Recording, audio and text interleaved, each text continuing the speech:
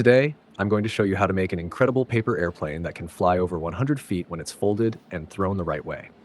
The best part is that you only need one standard 8.5 by 11-inch sheet of paper and no special tools. So grab your paper and let's get started. First, fold the paper in half lengthwise to create a clean center crease. Press it firmly, then unfold it. This center line will guide all of our folds and help keep the airplane perfectly symmetrical.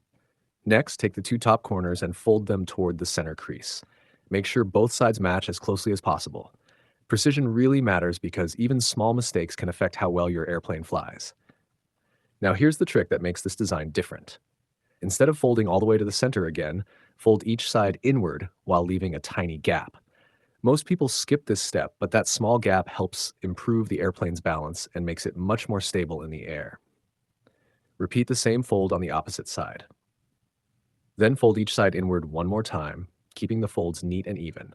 The sharper your creases are, the better your final result will be. Now fold the entire airplane in half along the original center crease.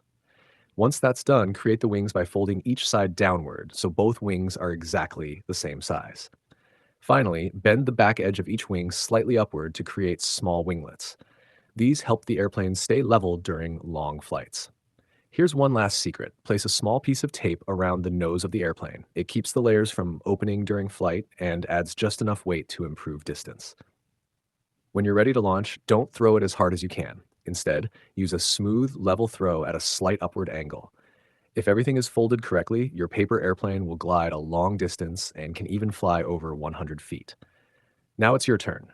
Build it, test it, and let me know how far your airplane flies. If you enjoy paper airplane challenges and want more amazing designs, don't forget to like, subscribe, and I'll see you in the next video.